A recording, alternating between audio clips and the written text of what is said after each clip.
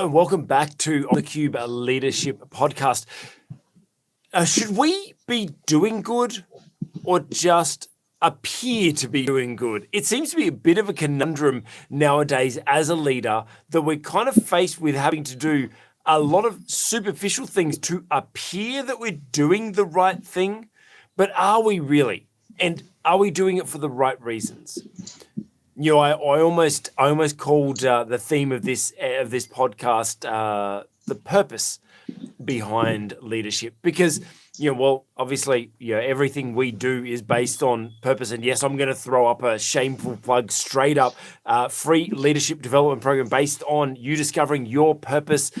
Link down in description. Yep, straight off the bat. Now get that out of the way. We're not going to be doing it again now. Well, we probably will a couple of more times. But we as leaders have to be focusing on what is appearing good as well as doing good. But where do our motives lie? That's why I said, what's the purpose, right? Because in the purpose, sometimes the purpose why we do things is for selfish reasons. Sometimes it's for gaining likes, gaining followers, gaining clout, with this clout chasing culture that we have. But why are we actually doing things? And really, we want to discuss, there's a couple of things we want to talk about. We're going to talk about Spotify. We're going to be talking about the prince and princess, former prince and princess, Meghan Markle and Prince Harry. And we're going to be talking about Elon Musk and his Neurolink. We're going to be talking about Dove and going to be talking about Hillsong and Lecrae as well. So today we've got a bunch of really cool subjects to talk about for us to be able to focus on learning. Now, all of this is for us learning. We're not going to go too much into the commentary of what is actually happening in the situation. We just want to use it as a metaphor for how we can be better leaders. So let's jump into before I do, welcome as always, the business pastor, Dr. Rod St. Hill. Thank you for sharing your wisdom with us yet again. G'day, Craig. It's great to be with you. It always is. Thank you for the privilege. I was just thinking about it today, actually. I'm like, I really ride your coattails, and I hope you don't mind that I know in preparation for this podcast, I'm doing more research and stuff, and I'm like, I'm just going to ask Dr. Rob what he thinks and then bounce off those ideas. You have so much wisdom. I really appreciate you sharing it, and I don't know what I would do without you in my life, Dr. Rod. You're incredible. Well, of course, what most people don't see is the work that you do behind the scenes. And so, it's a team effort. There's no doubt about it. Thank you. Well, let's get into the first topic when we're going to talk about Spotify, right? So on this theme of talking about whether, are people doing good or are they just trying to appear good? Well, as business leaders, a few years ago, Spotify made this big push to try to be one of the big podcast platforms. Spotify really wanted to really cement themselves in the industry. And so what they did is they went and spent a lot of money buying up a lot of podcasts. And I remember back when they did it, there was a bunch of, let's call them purchases or hires that they did, that everyone was questioning, why is that person getting a Spotify deal? Because it was quite obvious that a lot of it was purely just for, let's say, woke points, if I might say that. That the people didn't actually have any skill, didn't have any experience, didn't have any really pull in podcasts. But there was a whole bunch of people being given massive deals with Spotify to for Spotify to really capture and say, hey, look, we for everyone, and we're all inclusive, and we include everyone and offer deals to everyone. Well, now I think they're changing their mind. They obviously did it to appear good, but was it really doing good? And well, now if doing good means for the bottom line of the business, no, it was not. Because now Spotify are realizing, hang on a second, we can either try to appear good or we can actually run a good business. And a good business makes profit, and you don't make profit by paying people that aren't making you money. It's just at the end of the day, that's it. And so one of those deals that has fallen through is the good old Prince Harry and Meghan Markle. Yep. Prince Harry and Meghan Markle have had their Spotify deal. Well, you know what? Their PR company said they've agreed to part ways. But we all know what that means. That means that one person got fired and then they agreed to say that it was amicable. So this deal, they had a $25 million deal that was meant to span 2 years. It only lasted 1 year for 12 episodes. Now, 25 million, even if that was over 2 years, that's almost $1 million per episode, Dr. Rod. Wouldn't it be nice for us to get $1 million per episode? How about that? Oh, sure it would. I saw a beautiful Maserati on my way to a meeting this morning. I'd love to be able to pay cash for one of those. You don't want to buy a Maserati. Too many problems. But yeah, like it's interesting. $1 million per episode. Now, I've got no problem with capitalism. Got no problem. Got no problem with people making money. I've got no problem with people making money if they are returning on that value, right? You know, we always look at it in business as ROI. What's the ROI? What's the return on investment, right? And quite obviously, their investment of $1 million per, almost, just over $1 million per episode, they agreed that they were not getting the return, and so they've cancelled it. So I think it's quite interesting that this was I actually found this from Candace Owens from her show. She breaks down the fact that this other artist called Jamil Hill, her podcast is called Jamil Hill is Unbothered or something like that, and how average it is. And we actually look at this podcast, and it's really weird that in this podcast, it's just her. Almost looks like it's on her phone, not really very good lighting, just some headphones, and that's kind of it. And it's sort of like, well, if you're being paid a lot of money from Spotify, wouldn't you be investing in your set and creating good value content? But she wasn't. And going on Meghan Markle, you listen to her podcast, and her podcast was just, I don't know. Go and listen to it. Actually, don't. I won't encourage you to go and listen to it. Watch the link of the video of Candace Owens. She plays a little bit. She plays enough of it that you don't need to listen anymore. But yeah, it's interesting that Spotify were trying to appear good by having these people on, and it's backfired. It's backfired in their back pocket, and now they're backpedaling and cancelling and changing the way. Also, it seems like Meghan Markle on this trend as well. She tries to put up this front and tries to appear like this victim, and she tries to appear like she's a good person, but it's quite obvious that she's not. It's quite obvious that there's some issues there. So, Dr. Rod, obviously, talking about Spotify from this business perspective, obviously we've discussed many times with this go woke, go broke, right? And Spotify were trying to do the inclusive quota thing, and it's obviously come back and bit them on the butt. They're now aware that it's not worthwhile for them, so they're canceling all these things. How do we as an organization, how do we make the right decision? How do we know we're making the right decision to know that we're making it to be good, not necessarily appear good? Well, you've really got to know where you stand. You've got to make your decisions based on first principles. So go back to your first principles and ask yourself the question, is this decision consistent with those principles? In the case of Spotify, I think they wanted to diversify, and they made a strategic decision to invest a lot of money in what they saw as talent.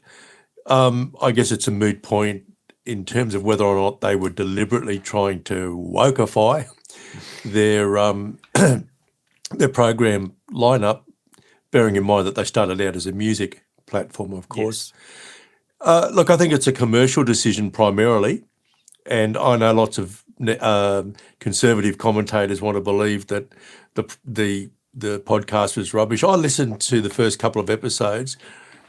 Look, technically it was quite okay, and Meghan Markle has actually got a lovely voice. She's got a good voice for podcasting. My personal opinion was that the program was too introspective.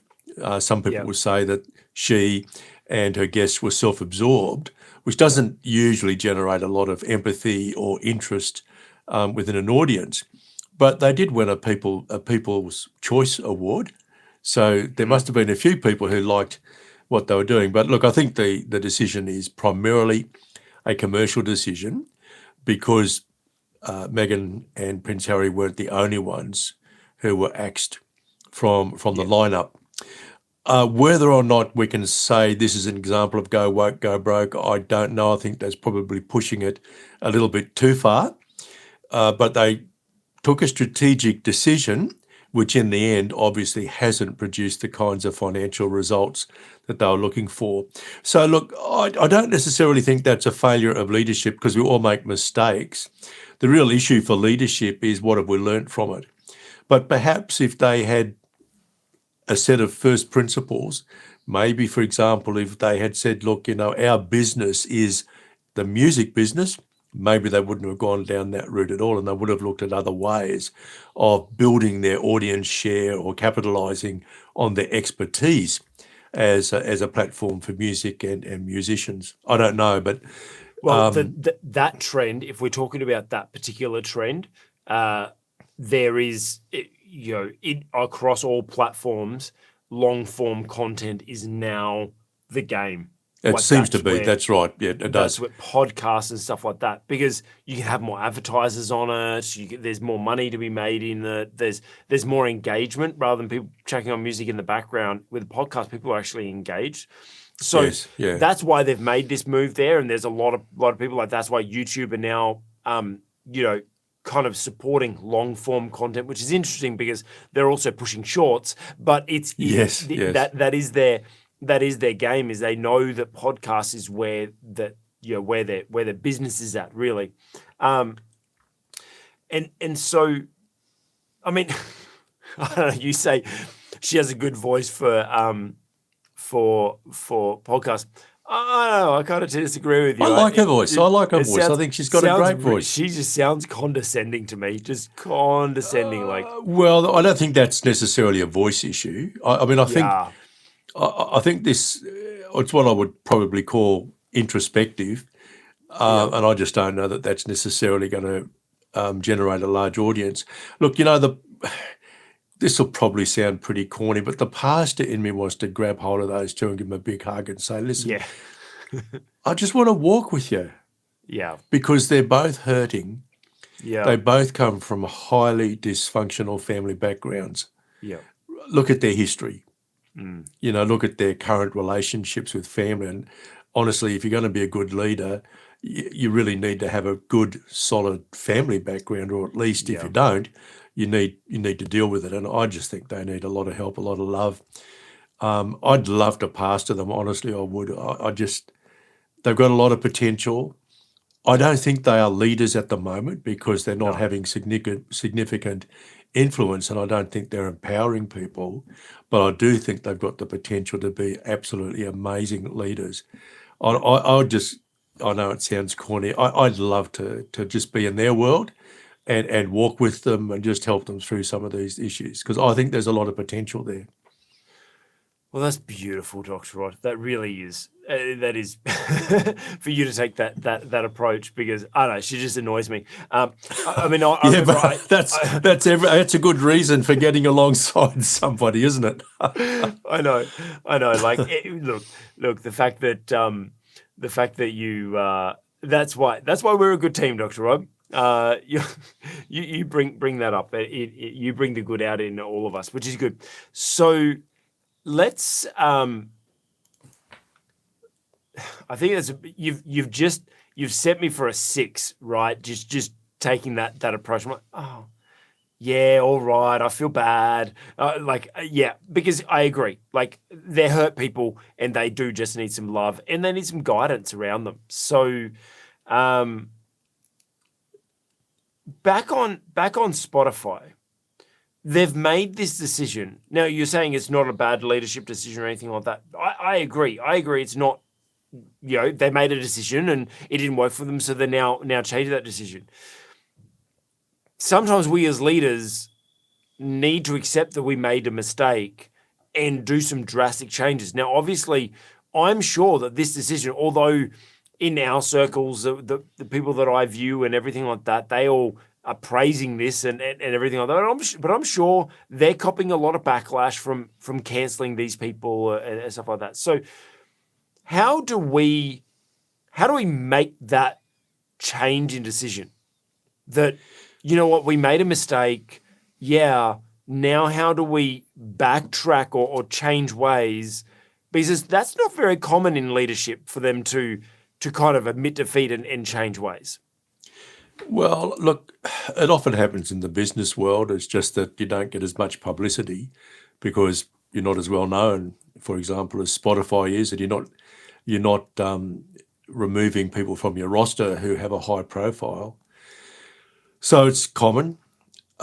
We often make strategic mistakes. And in fact, many companies probably make more mistakes than they make, good decisions. I think as leaders, once it becomes apparent that we've made a bad decision, that we front up to it and reverse it if we can, or take other corrective action as soon as possible, so that we don't damage the business or the organisation or the group of people that we lead. That's a really good point. We don't have the information to make a good judgment, but what really matters is, on the basis of the information that they had available to them at the time, was that a reasonable decision to make? Look, all of the platforms are now pretty similar. Would you agree? Yes. Yeah. Short form, long form is available on just about all of the social media platforms now. So what we're really seeing, it's the old Harold Hotelling hamburger stand story. It's a very famous article. Tell me that story. I haven't heard that story. I'm sure most economists would have read it. Certainly economists my age would have read it. Harold Hotelling wrote a paper. It was based on the idea that there are two guys selling hamburgers on a beach. And in order to maximise their market, they actually end up moving closer together, because if you move closer to your competition, you're likely to grab hold of a little bit of the competition's market. So what ends up happening is that the two hot dog stands end up being side by side. That's the gist of the article. And you actually see this repeated time and time again in all kinds of markets. This is what's going on in the social media market now. Yeah. Earlier on, there were very clear differences, for example, between YouTube, Instagram, Facebook, and then the streaming services like Spotify and Apple Music and so on. But now it's very difficult to distinguish any of them. And so I think their leadership now struggles to identify a point of difference. Yeah. So you could argue that Spotify made a good strategic decision at the time based on their expectations about what their contracts would bring in terms of size of audience and advertising revenue and subscribers and so on. But the market's changed since Spotify made that decision. It's a very crowded market now and becoming more so. So I think their big dilemma now is, okay, we've made a mistake. We're taking some corrective decisions. That's good leadership. Now the issue is, okay, what are you going to do in the future based on the information that you now have? How do you make sure that you're not delaying that decision too long? Right? Because there are always times in our businesses, in our lives as leaders, we need to make a tough decision. And sometimes a lot of the times it's much easier to just kick the can down the road. Oh, it is. It is. But, we like to procrastinate, especially, look, this is true for most Christian leaders. We don't like to hurt people, Yeah. And often Christians in business are very, very reluctant to sack anyone or to let a contract go because there are people at the other end, Yeah. people who are relying on you for income to pay their own bills and so on and so forth. My view will sound a little bit harsh, but and business leaders in particular, you need to hear this. You're not God. It actually isn't your job to give someone else a job. That's good. Now, the thing about it is if you hang on to employees for too long after you've made a strategic mistake and you're starting to lose money, the whole business will eventually collapse, and then you won't be giving anybody a job, including yourself. So I think you've got to understand this. God is our provider. God provides for you as an entrepreneur or a business owner. God provides for all of your staff, all of the people you've contracted and so on as well. And at a point in time, he may well be doing that through your business. But I don't believe that it is biblical to actually sacrifice a business by holding on to staff when it becomes readily apparent that continuing to pay them is actually going to be the ruination of the business. That's really good. That's really good. So we're not being good stewards of what God has given us if we as leaders are not making those tough decisions in the moments that we need to make them. No, we need to be constantly up on our reports, on our numbers, constantly getting feedback from our team and looking at the analytics. Like we need to be constantly looking at that. And when we do, we need to make decisions. Can't remember who, I think it was Gary Vee used to always say, hire slow, fire fast. And I'm sure he got it from somewhere else as well. But it's that way that sometimes we in business, we have to make a tough decision. Make that decision quick. Don't let it linger on. As Dr. Rod said, you're not God, so you're not the people's provider. We have responsibilities, but we also ultimately, especially as leaders, we need to know where our responsibility lies. It's not necessarily in our a decision that we made. Our responsibility is, maybe it's to shareholders, maybe it's to our staff, maybe it's to our family, whatever it is. We need to know as leaders, where does our responsibilities lie, and make the tough decisions around that. But Dr. Rod, you talked about God, and we're not God. That's right, we're not God. However, some people seem to be playing God. Neurolink. There was this tweet. It was a few weeks ago. It's been on my list to talk about. There was this tweet. I saw this on Timcast IRL. It's another place where I get a lot of my information from. But there was a tweet that announced that Neurolink was we're excited to share that we have received the FDA's approval to launch our first in-human clinical trial. Dr. Rod, we're talking about, are we doing good or appearing good? And this is kind of from a slightly different angle of, is this Neurolink thing doing good because it's going to help because it's an amazing revolutionary medicine? Or are they just appearing that they're doing good and the ultimate is mind control and we're all going to be Tesla robots? Well, this is the whole thing about technological development, isn't it? Yeah. It's about whether technology is going to be used for good or ill. It's about whether technology itself, in and of itself, can be evil. Unfortunately, I think we're moving into an area with technology where it is sometimes a little bit difficult to see how it can contribute to genuine human flourishing. I have some concerns about this kind of technology because, look,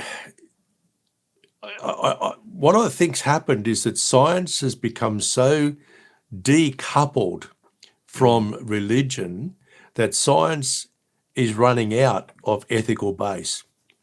And so we're seeing technological development simply because we can do it.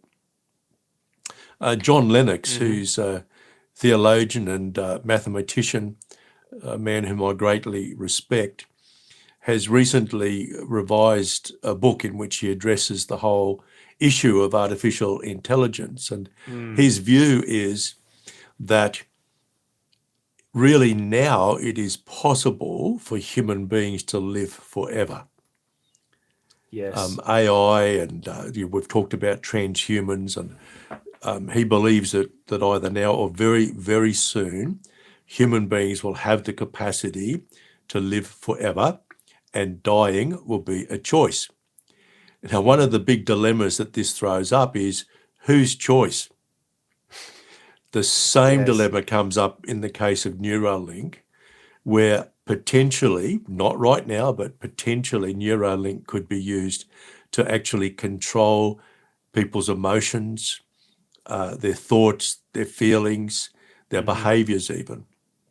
Yeah, because apparently they're talking about it being a read-only thing, right? Well, okay, at the beginning, but this technology potentially can go way beyond that. Yeah. So in the hands of evil people, Yeah. it can be used for evil purposes. And we have to ask ourselves, in the world today, what's the balance of risk? Yeah. There's no doubt that this kind of technology could improve the lives of some people, people who have got particular neurological diseases and so on. But on balance is the fact that so many people developing these technologies and using them do not have an appropriate moral basis for making decisions that will contribute positively to human flourishing. You know, I've been looking at this quite keenly in recent times, because as a pastor, I'm interested in you know, are we living in a world which is in fact drawing to a close? And I suspect that we may well be living in the world of the end. In other words, that the second coming of Jesus is a lot closer than many people might think, and it's going to happen for even those people who don't believe in Jesus. I believe are going to have to confront this. So all of these things sort of wash around in my mind, but I think that the real issue is this: science has become, in many instances, totally separated from religion. And now it is religion that gives us certainty in terms of what is and what isn't moral. When we decouple science from religion, we get science for the sake of the science, not necessarily for human flourishing, and certainly not necessarily consistent with the principles for life and living that we find in the Bible. So it does concern me, but I would be reluctant to say we shouldn't develop it. I'm very reluctant to say there are any technologies that we shouldn't develop. But I think we do need to be aware of the balance of risk here. And I actually think the balance of risk is shifting, and we need to be really, really wary of these things. Look, this I just want to jump on this, because I think this is a very good debate. Like, this technology should advance. God is a creator. He created us to be creative beings, and we are meant to create, invent, and innovate, and things do progress. That's just the way the world is. And I have nothing wrong with advancement. But what you're saying is there has to be some sort of a moral grounding. And so then where comes this battle between, there always has to be a separation between church and state, and well, like, there should be free enterprise, and a private business should be a private business, and shouldn't have control. Like where do we go for that? Oh, it's muddy. It's a kind of muddy middle, which is why you need a lot of wisdom. But if I can respond to your comment about us being creative, yes, we are. We're made in the image of God. God is creative, so therefore are we. However, we're meant to be co-creators with God. Oh, that's good. I like that. God didn't place human beings in the garden and say, go to it. I mean, I don't believe that the God I believe in is a God who just sits back and watches everything unfold. In other words, he's not the guy who wound the watch and now just sits back to see what happens. He doesn't watch the second hand going around and round and round. He's an active God. And I believe that the whole story of Adam and Eve in the Garden of Eden is setting up humanity to be co-creators with God. But that's why science becomes a worry when it's totally divorced from religion, when maybe even the majority of scientists around the world reject God, reject the idea of God. So as you said a little earlier, they become gods. And, with the capacity that we either have already or soon will, to live forever. And I think John Lennox is right. I think that it's either here now or just around the corner. If God isn't in it, who makes the choice about whether or not we live or die? Yeah. Right? It won't necessarily be. So the choice to die might not be my choice. If someone decides I'm surplus to requirements, I go. Right? Yeah. I mean, especially if I've got something implanted in my brain where they can press a button and boom, that's it, I'm gone. Yeah. Now, Neurolink doesn't do that yet. There's no suggestion that Neurolink will be used for that, but I guarantee there are people who are thinking that now, because there are people, for example, now who think we've got billions too many people on the earth. So if they get to control things, what's going to happen? They'll make a decision about which billions have got to go. And look, I think this is serious. I don't think this is idle speculation. I think this is serious. But how do we, like I agree, there needs to be, I think as soon as we separate, that's what's always been my challenge when I've heard people about the separation of church and state, is like, no, but state has been based on most of the I think that's the wrong way to say it nowadays, but most of the developed nations, their governments have been based on Christian values, and I think that makes it very difficult to separate it, because for me to play, let's call it devil's advocate for a moment, you have people that, okay, we are Christians, so we agree that our world should have Christian values. However, there are people who are not Christian, and let's say they might be Buddhist or Muslim or Jewish or whatever. What if they had their way in being able to have a world based on their religious beliefs? Like how? Because the thing is, I don't want that hypocrisy. It's like, oh yeah, it should be some religious, but no, not any. It has to be ours. There has to be some realism in our conversation. How do we come up against that? Because we can, as leaders, get caught in our own Christian world. Yep, everything should be from a Christian worldview. But it should. See, this is the whole. The issue is this: Christians believe that Christianity is true because it is the best explanation for how things are. All right. So, whether or not we like it, as Christian leaders, we're not in agreement with other religions, nor are we in agreement with no religion. Yeah. Getting back to your comment about separation of state and church, that was a Christian idea. Why? Because if the state itself declares a state religion, that removes a lot of freedom from individuals. Christianity, So separation of church and absolutely, state don't mean something that's controlled. No. It was all originally. It was all about ensuring that the state itself did not declare that there was an official religion. Okay. Because Christians have always believed in freedom. I believe you should have the freedom to make a choice whether or not to accept Jesus Christ as your Saviour, whether or not you want to accept a total different religious system. I believe you need to be free to do that. And I think that's consistent with the way that God has created us. I believe he has given us the freedom to choose. So separation of church and state is about ensuring that individuals have the freedom to choose to have a religion or no religion. I'm a Christian because I believe Christianity is true. I believe it is true because as I look around the world, it seems to me to be the best explanation for reality and offer the best way out of the ills that we observe and sometimes experience in the world. Yeah. So that's good.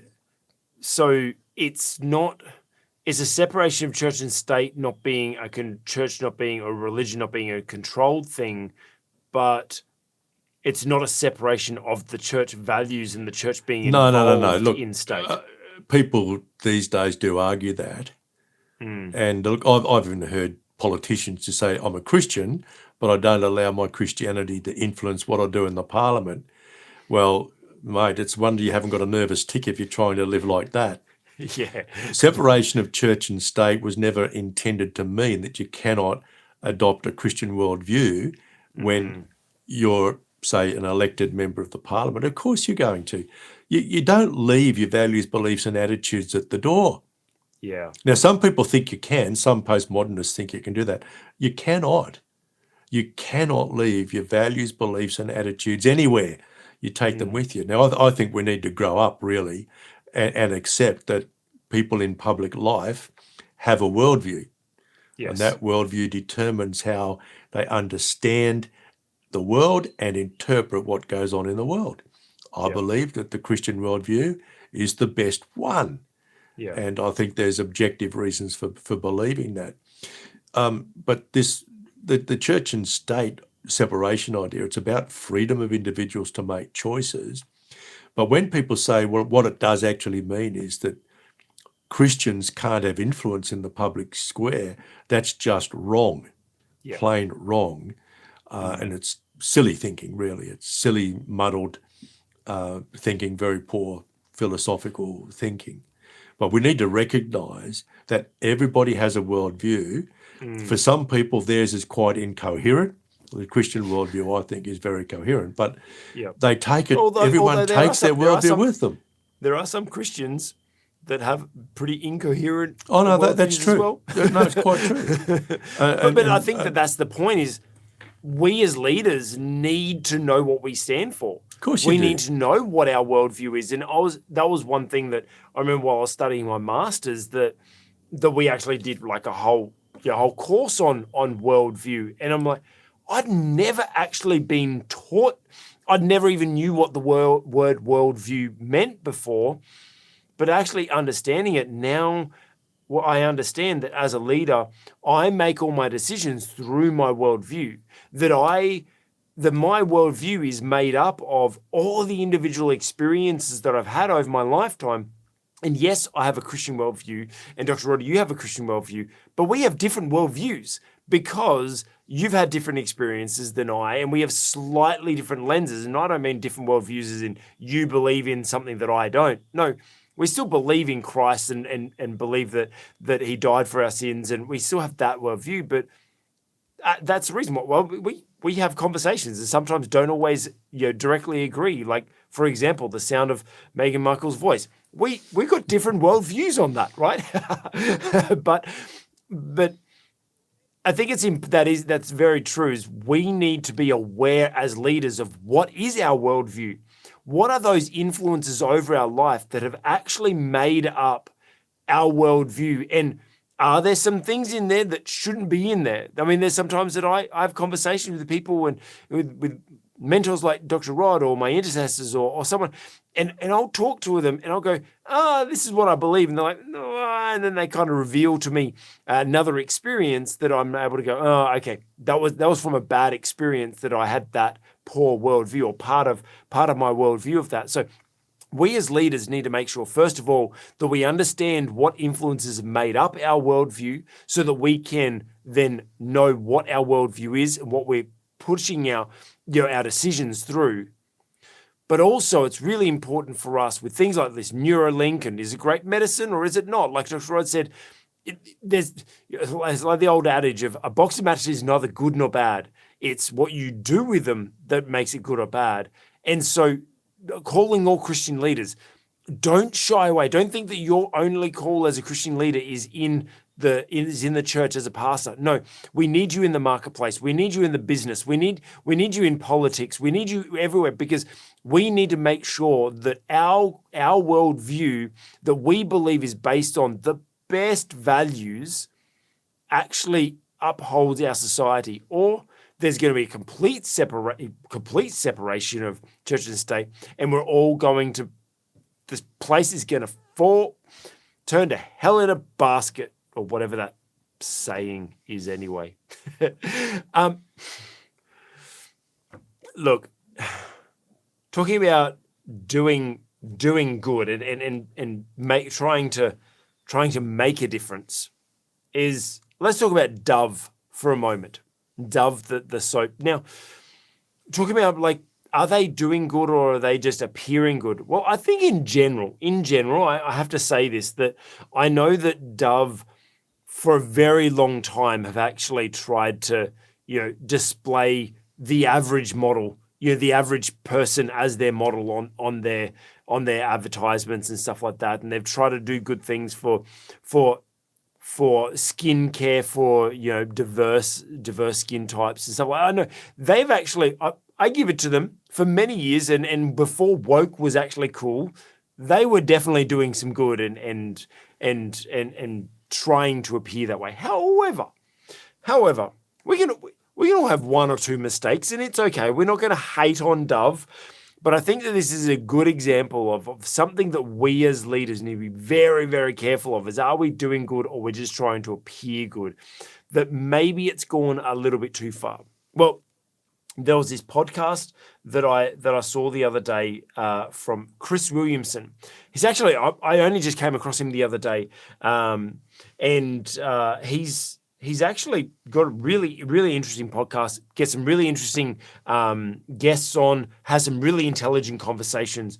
This one was actually a surprising, intelligent conversation with Mark Norman. Mark Norman is a comedian. Not someone you would think would have an intelligent conversation. He doesn't. He tries to play up that he's done, but he actually has a very, very intelligent conversation here. And what they're talking about here is the new Dove ad, where they're trying to chase down the gamers, and they're talking about this new Dove ad, which has actually had, this superhero has been out fighting in the game. And, she's hot. She's got this great body and everything like that. She comes back in, and then she starts taking off her armor, and she becomes this this plus size, or maybe they're trying to say a normal sized woman. And they're talking about how, it's interesting. Actually, Mark Norman brought up the point is this virtue signaling, or is this activism? They're trying to say that, well, there's not, that women are underrepresented in games, and women are only represented as these extreme beauty, extreme figures with big voluptuous and full head of hair and full other things and everything like that. And yeah, see me tiptoe around that topic, right, Doctor? I think I did it right, quite well. But we were talking about all these characters, and they're saying, well, there's all this pressure on women to have this perfect body and all this sort of stuff. And so this was apparently Dove's approach to try to make it better. Try to go, well, you don't have to actually have the great body to do it. You can be normal sized as well. I think that they bring up this good point of, like, are they virtually signaling, or are they actually really positively, doing activism? Because I think that this is quite contradictory, and they actually mentioned this in this podcast as well, Dr. Rod. But I find it very interesting that they talk about the plus size women, or the women that look way too good, or the Barbie dolls that look way too good and fake and everything like that. But I don't ever remember a G.I. Joe or a Ken doll not being ripped with six-pack, big pecs and big muscly arms. And I don't play video games, but I know I've seen some video games, and most of the male characters on there are also quite good, gigantic, actually, quite muscular, and quite, like, obviously this is fantasy. That's the whole thing. What do you think the point of? Do you think that this is activism or virtual signaling? No, it's advertising. It's advertising. It's advertising. They're obviously trying to attract a market. Otherwise, why would they do it? I don't know whether they're trying to shift cultural values or anything like that. And look, in a way, it's a bit of a joke, really, because how many women are going to ever be able to do the kinds of things you see the superhero women do in movies or in the game? So for a start, even if you're thin as a woman or whatever, you're never going to be able to actually achieve what those people achieve. And look, the same goes for the men. You mentioned it. Have a look at the men as they're depicted in these games, and have a look at what the men do in the superhero movies. I caught my wife watching one a week or so ago, and I sat there thinking, there's one guy, he defeats like 25 men with guns and all, and there's no way in this wide world anybody would have the physical capacity to still be standing at the end. It was just an absolute, great entertainment.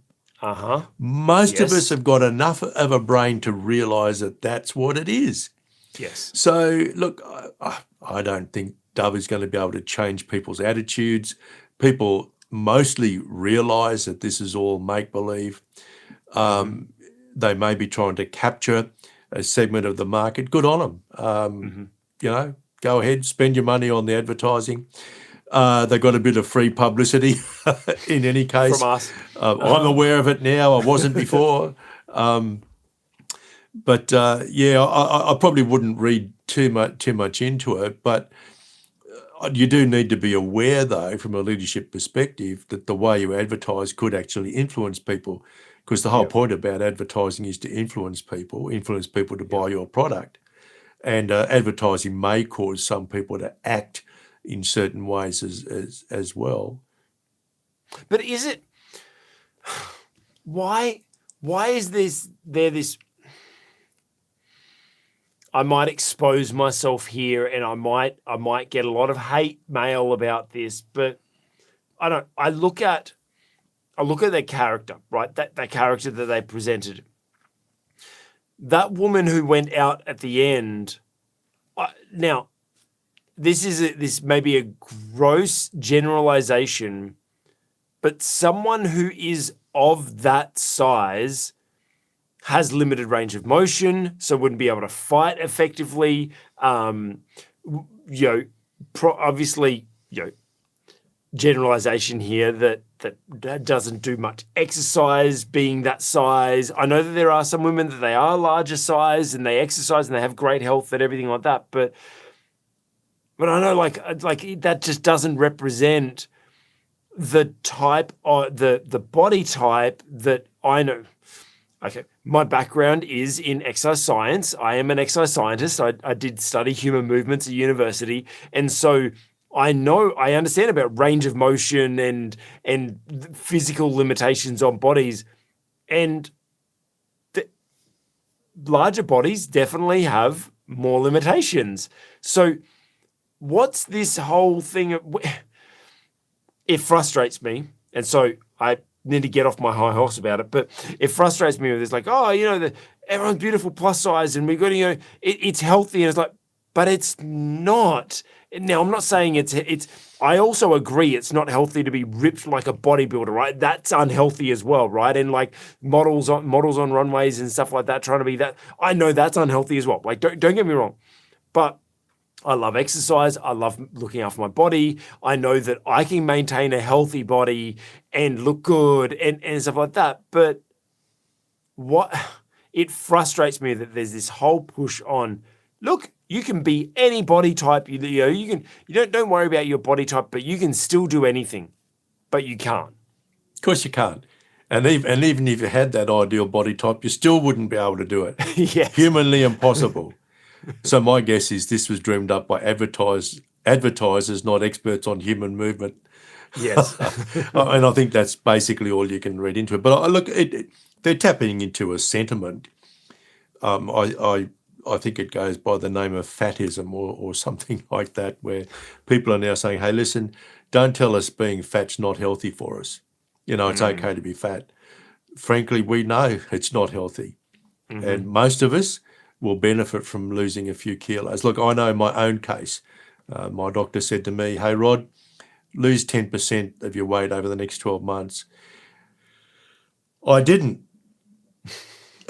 No, I didn't over the following 12 months. No, but hang on, let me finish. I didn't over the next 12 months. Then I had high blood pressure and he put me on high blood pressure pills. And then I thought, no, I don't want to be on high blood pressure pills. So my health insurance company rang me and said, hey, we've got this program. Would you like to sign up for it? It won't cost you anything. It was actually worth thousands of dollars because I got everything for free. I didn't have to pay for anything. And I thought, well, you know what? I actually need someone to goad me. So I got onto the program.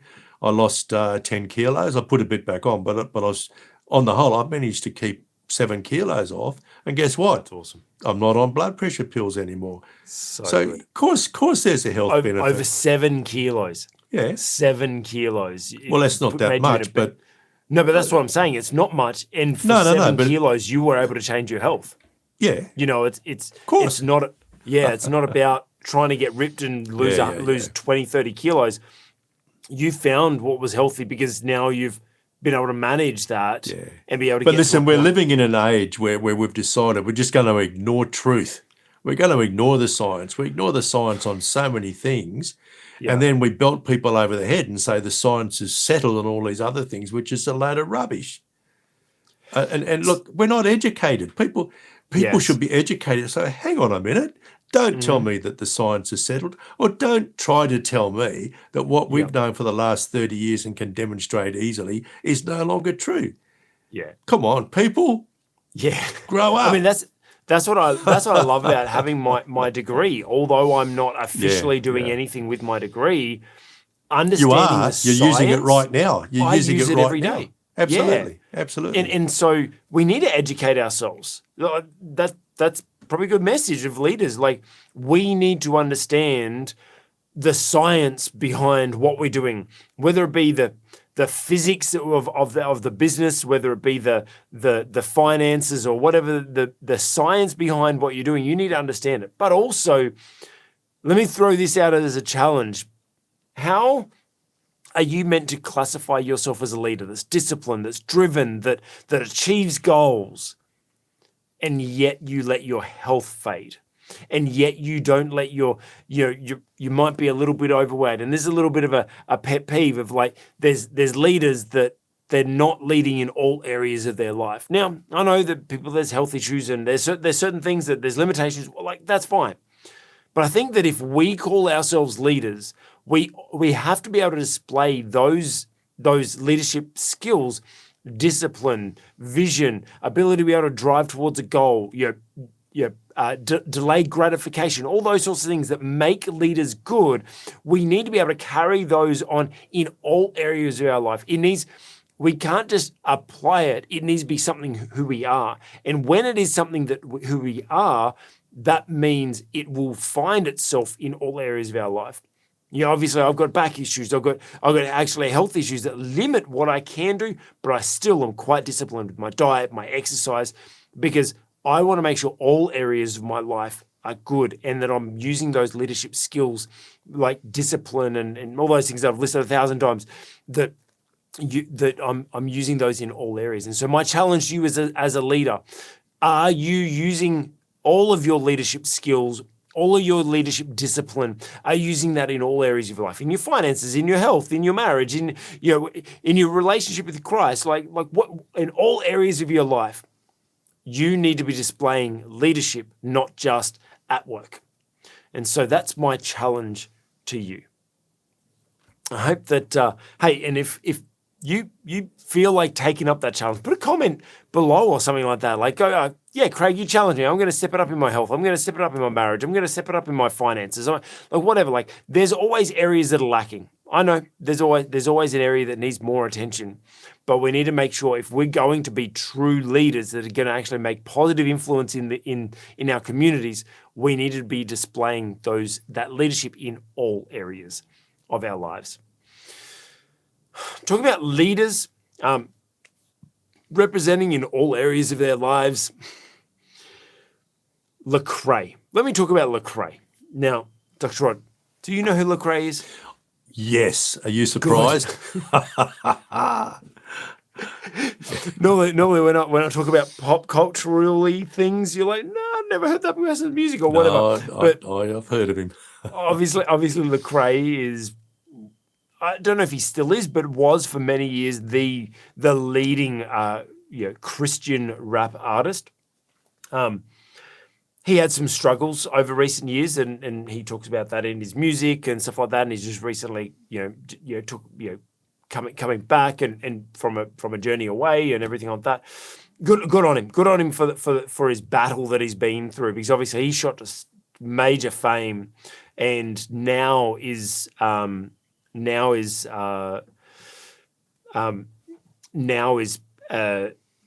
of finding he fell away a little bit, was distracted by the money, the fame, the everything like that. But now he's found himself. He's working his way back. He's working his way back.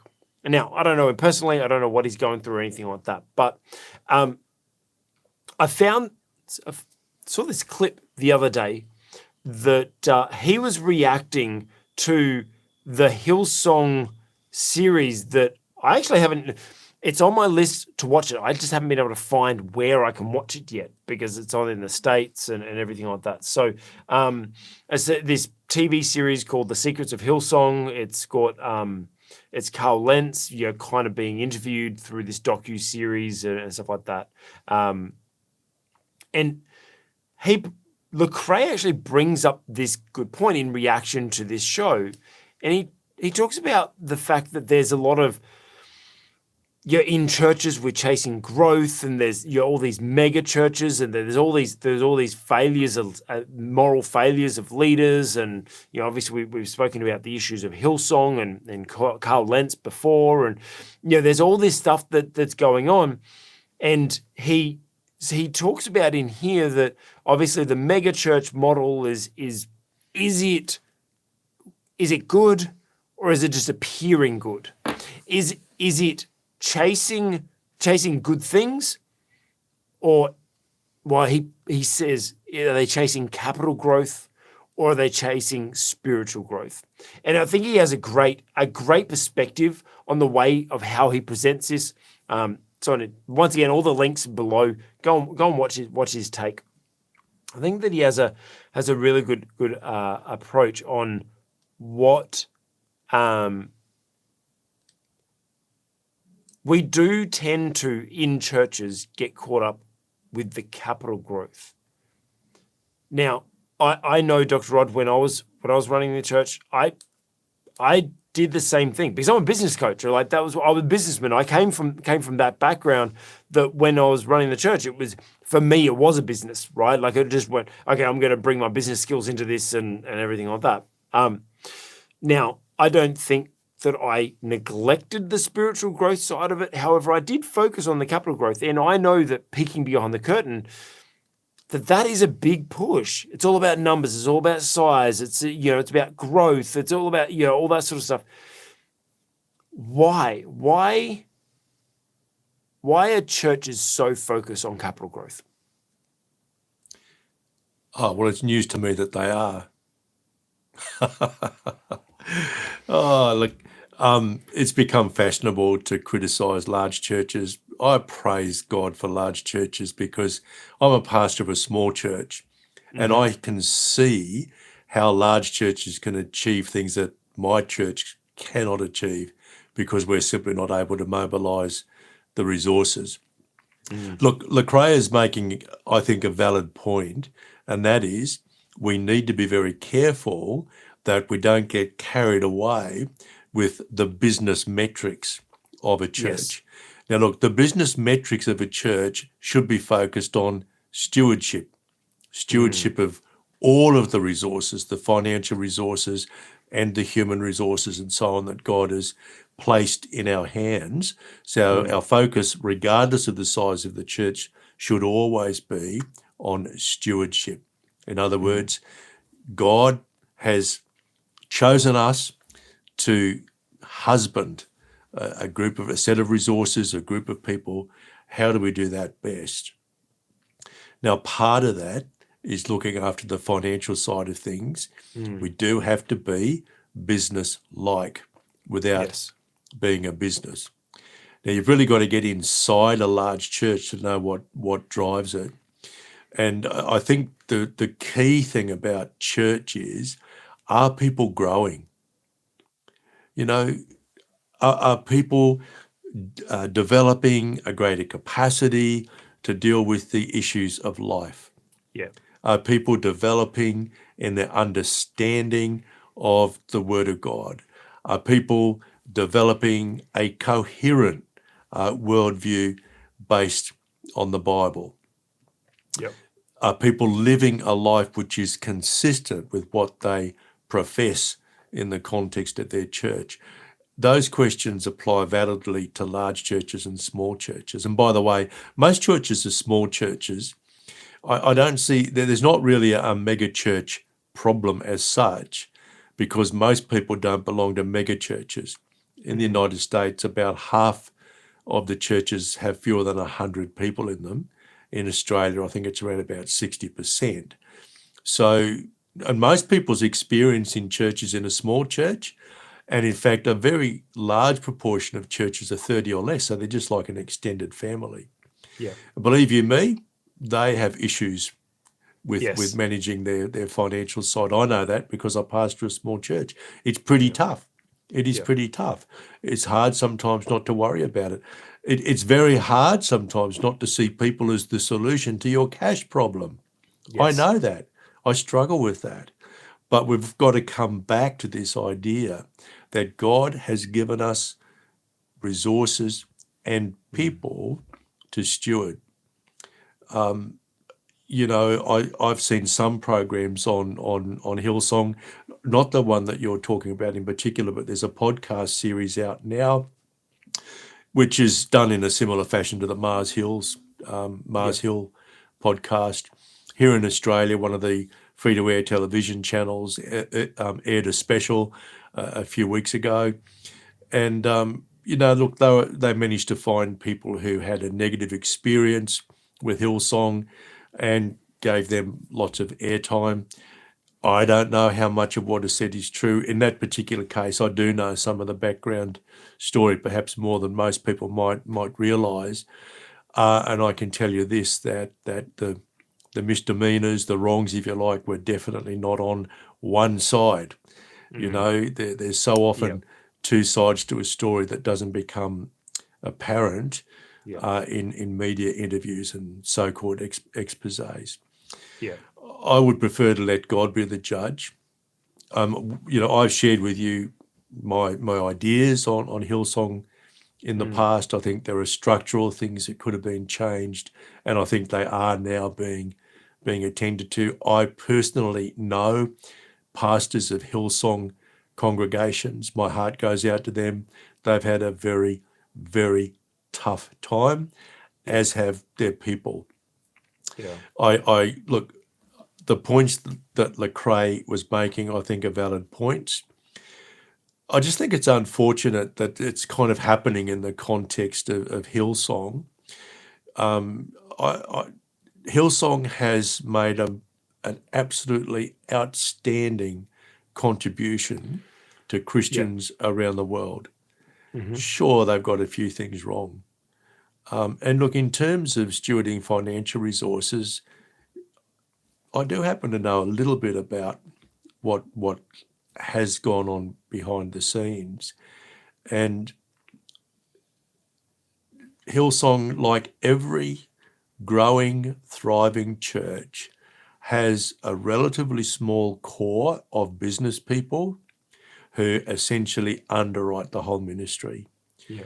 I don't believe it's a biblical doctrine, but it's an empirical observation. Thriving, growing churches are well funded by people in business. Yeah. And I don't think a church can really grow. Look, individuals like me, we can tithe, we can make offerings over and above our tithe. That's not enough to sustain a growing, vibrant church, which is sowing into the community. And what you never hear when people criticise large churches, you never hear about the enormously good work they do in terms of the social fabric of the community. Governments are aware of the contribution that the church on the whole makes. They're aware of the contribution that even individual large churches make, and it is significant. But they do make mistakes. Oh yeah, we all make mistakes. I think that's the thing. So I think that the question I threw out is capital growth or spiritual growth. I think we as leaders need to see both. I think that's the challenge, that it shouldn't be one or the other. Like, one shouldn't suffer at the expense of the other, because healthy things grow. We need finances to grow things, whether it be a business, whether it be a charity, whether it be a church, or like whatever it is. We need to be growing, and it needs money to, like, we need to pay the pastor, we need to pay the rent, we need to pay the electricity, we need to, like we need all those, we need to pay. There's certain things that we need to buy new microphones when the volunteers keep dropping them and breaking them, and like it's just, it needs money, and things I know from business, I understand, for something to grow, a lot of money needs to go into it. Like, we talk about, the digital marketing that I do with my clients. The more money they spend in marketing, the better the business is going to grow. You just need to, if you want to grow something, you need to invest money into it. That's just the way that it is. And so there does have to be a capital growth, but there also needs to be spiritual growth. And that's not just for churches. I believe us as leaders, we should see the organization that we are leading, it should be growing in capital, growing in profits, growing financially, growing with more customers, more followers, more whatever. Whatever we're leading should be growing, but also the people we're leading should be spiritually growing as well. We as leaders, it's our responsibility to mentor those people, to help them grow and help them develop develop their skill set, develop their mental health, develop, like, whatever it is that they need to be molded in. That's our point is, as leaders, is to help people become better people. They're not there to be used and abused. They should be spiritually growing as well. I think that's where this conversation falls off, is it shouldn't be one or the other. It shouldn't be capital growth or spiritual growth. It should be both. As leaders, we should be seeing and facilitating growth in both areas, to see success in whatever we're growing, whatever it is we're building. We should see capital growth as well as spiritual growth in the people that we're leading. And look, I think that the greatest way for that to happen is through discipleship. And I think that's what Lecrae is getting to, is like, sometimes these big organizations can appear from the outside to be missing that one-on-one, that small discipleship. I mean, I believe that even the small churches and the big churches tend to have lost or missed that mark as well. And I don't believe that we are really discipling people properly. And that's why we developed our free leadership, yes, link in the description, free leadership development program, which is based all around helping you understand true discipleship, so that you can be discipled, so that you can then disciple other people. And so, I'd encourage you, go and check it out. Download the free app. It's completely free for you to join. And no, it's not upsold or anything like that. It's free all the way through. So I'm encouraging those people. Go, yes. Can I just interrupt you? I've probably been doing that a little bit today. It's a conversation. That's what we're meant to do. Just in relation to the whole spiritual growth thing, I read some stats a couple of years ago that the average attender at one of the mega churches in America turns up once every 6 weeks. Yes. So who's the problem? The church or the person, the individual who goes? You're not going to spiritually grow spiritually, you're not going to mature if you go to church once every 6 weeks. Yeah. All you're really doing you're just treating it as another consumption item You know, if there's a Yes. good ball game on, I'm going to go to that. If it's a beautiful day, I'll go to the beach. If it's a wet day, I'll pull the blanket, the bed covers over my head, and I won't go anywhere. Well, I'll do church online. And look, I know of a particular very large church, one of the largest in the United States. Their average attender comes once every 3 weeks. Even if you turn up once every 3 weeks, how can you expect to grow? No. So I think what happens is a lot of Christians self-select. They go to a big church because they're anonymous. Yeah. And I'll admit, know. I did the same. We came out of ministry, my wife and I, when we first got married. We both come out of ministry. We were kind of burnt out from years in ministry, and we just needed a break. So we went to Hillsong, so we could kind of just slip in and slip out, and just we went every week though. We went every week, but we just we did that because we just wanted to kind of hide in the dark for a season. But you would have had we didn't stay there. opportunities. You would have had opportunities to join, a small group which has a much more intimate kind of in a relational. See, I know pastors of mega churches here in Australia, and mega churches here are generally not as big as mega churches in the United States, but man, they do everything they can to ensure that people have the opportunity for discipleship. Yeah. But often in the large church, because people are not attending very frequently, they don't avail themselves of that opportunity. So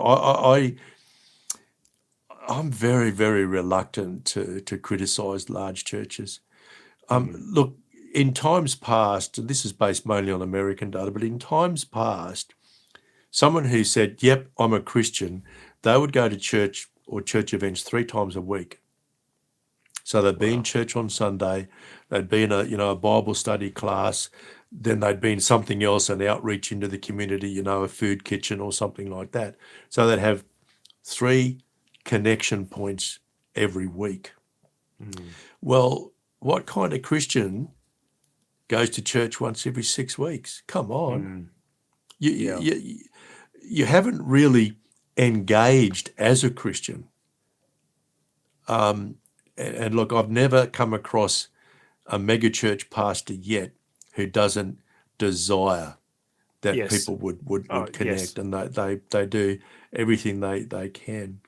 But look, getting back to this whole idea of that the megachurch, they can do stuff. Honestly, look, Christmas productions, Easter productions that bring thousands and thousands of people to at least know there's such a thing as Christianity.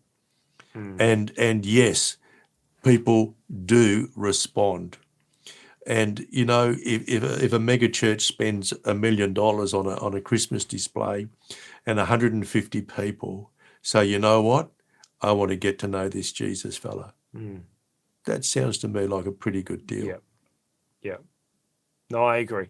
But getting back to this whole thing about, are we actually good, doing good, or are we focusing on, being seen to do good? From the pastors I know personally, mate, their heart is to do good. Yeah. To do good. And we just got to be so careful that we don't form our opinions based on what information is available publicly, because the truth is rarely public. And that's why when we talk about like our mission as an organization is to eradicate poor leadership. We're talking about the behavior, not the person.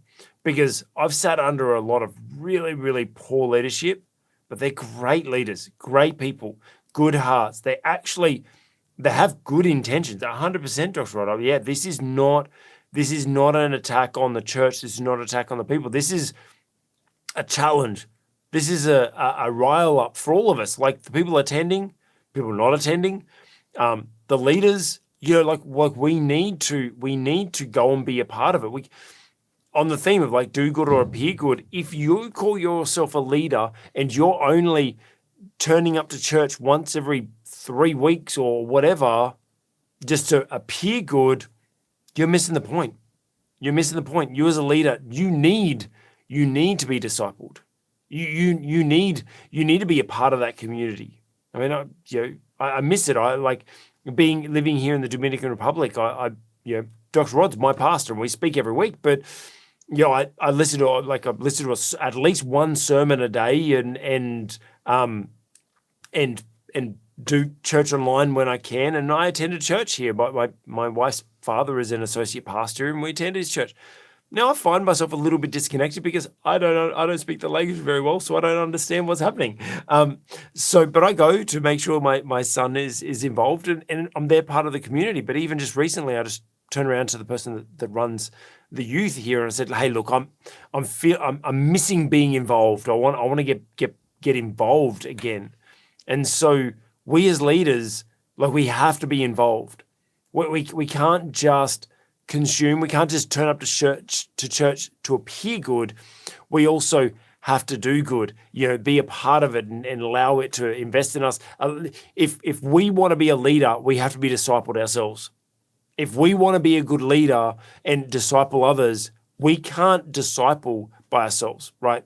We have to be, use the analogy of a champagne tower, right? Like we're one of the glasses in the middle. If we're not being filled, if there's not constantly being champagne being filled at the top and overflowing, then we can't overflow to the people that we're leading as well. So we too need to be discipled. And that's part of our mission of this leadership program that we developed, is because we wanted to provide a resource to be able to help facilitate engagement. It's a resource for churches. It's a resource for pastors to be able to use to be able to engage their communities as well, because pastors they're busy. They've got a lot of other things. Like Dr. Rod said, they've got good intentions. They all want it, but they don't always have the time. They don't always have the resources, and that's why we created this app as that. But you as a leader, make sure you're involved as much as you can. Make sure you're being filled. Make sure you're being discipled, as well as discipling those people around you, to make sure you see spiritual growth as well as capital growth. Let's shift our focus to the Bible. Let's go back to our leadership lessons from Luke. And there's a very short passage that I felt was really suitable for us for this topic, where we're talking about, are we doing good or just appearing good? And it's from Luke 20, verse 41. And it's only a short bit, so I'll just read through the whole thing anyway. Then Jesus said to them, "How is it that they say the Christ is the son of David? David himself declares in the book of Psalms, 'The Lord said to my Lord, sit at my right hand until I make your enemies a footstool for your feet.' David calls him Lord. How then can he be his son?" All of this is in red writing. Sorry, this is all red writing. So it's Jesus asking all these questions.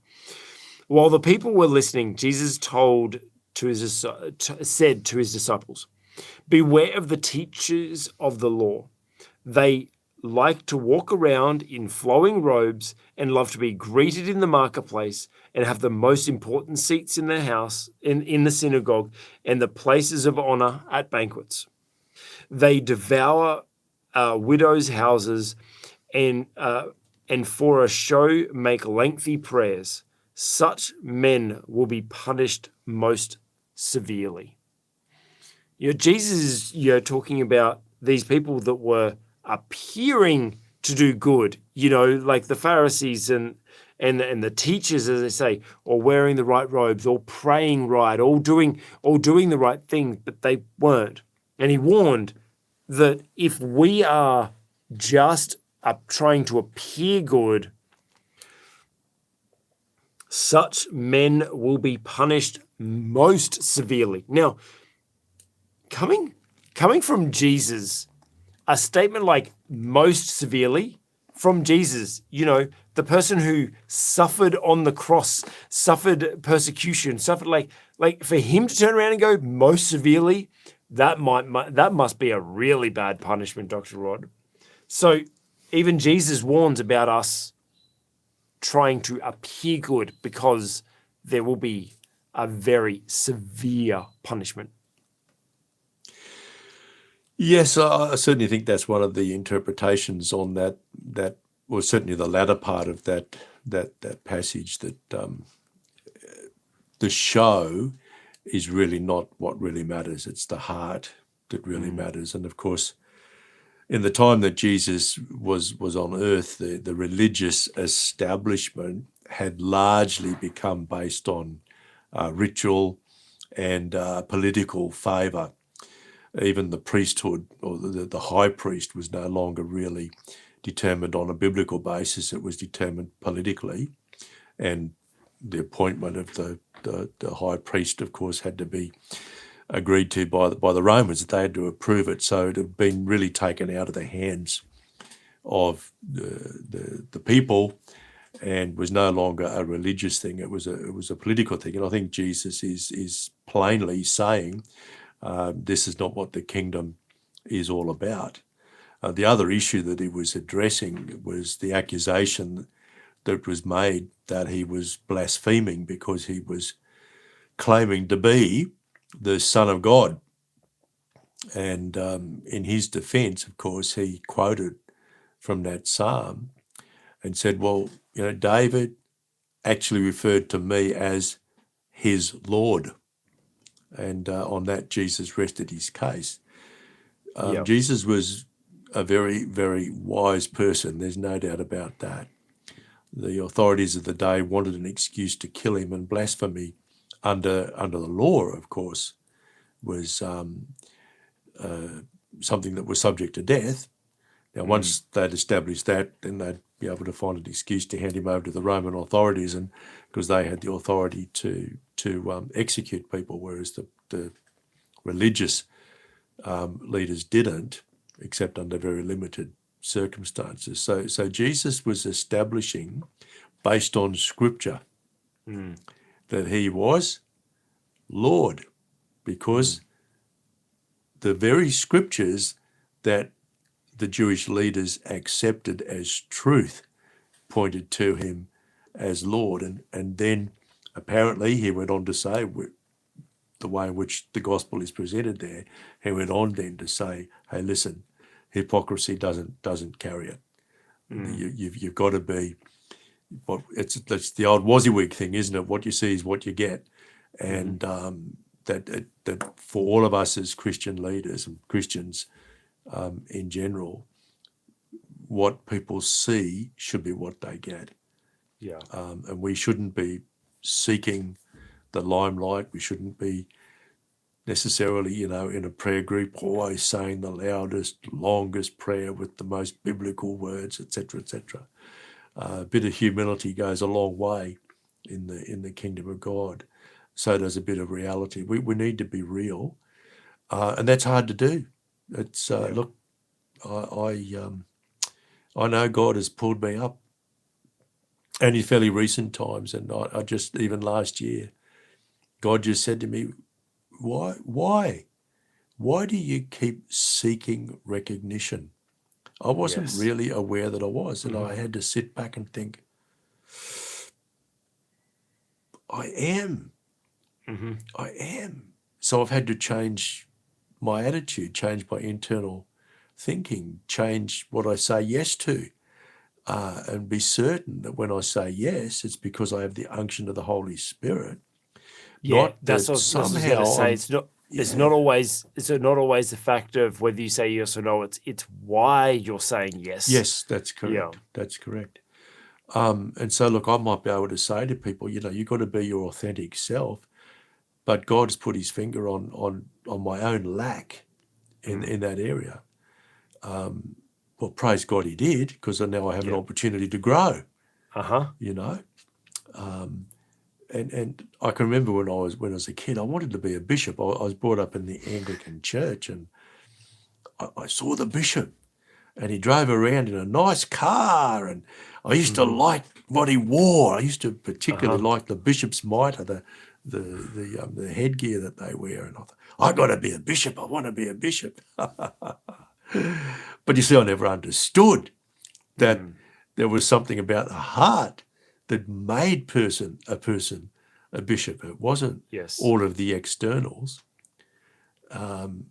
And then last year, I was 65 years of age, Craig, and God says, why do you still seek recognition? Yeah. And I'm thinking, what? Uh-huh. But then I reflect and think, you know what? I've said yes to a lot of things. Yeah. And at the root of it was this desire to be recognized, to be held as someone important, when really that's not the way of the king. It's not the way of the kingdom. Yeah. Yeah, and like that's the thing of, like, as leaders, are we doing good or just appearing good? What's the reason? Are we doing it because we're clout chasing? Are we doing it because we're trying to get the rewards, get the accolade, get the celebrity, is that why we're doing it? Well, we're doing it for the wrong reasons. But if we're doing it for the right reasons, because it's the purpose that God's called us to, because it's for benefit for others, because it's something that we believe that God's put inside of us to be able to help other people, or to be able to, as we've spoken about today, help people spiritually grow, or whatever it is that we're doing. We spoke about the podcasts. Those podcasts, others we spoke about Meghan Markle being a little bit condescending or whatever, but is her purpose to make herself look good, or does she genuinely want to help people?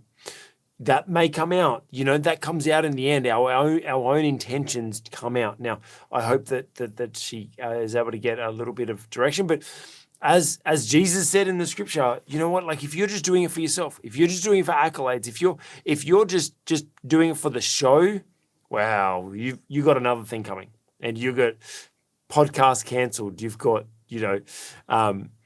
all the other stuff that we've spoken about, that there's some challenges that come when we're doing it for the wrong reasons. So let me challenge you as a leader, be aware of why you're doing something. Be aware, are you aiming to do good, or are you just aiming to appear good? Because there's always consequences. And my encouragement to you as a leader is, make sure you're always aiming to do good. And to be good as well, not just appearing good, because it'll all get exposed. It'll all get exposed eventually. Hey, look, if any of this has been helpful for you, if any of this has challenged you, it's inspired you, give it a thumbs up. Put a comment below and see how it's challenged you.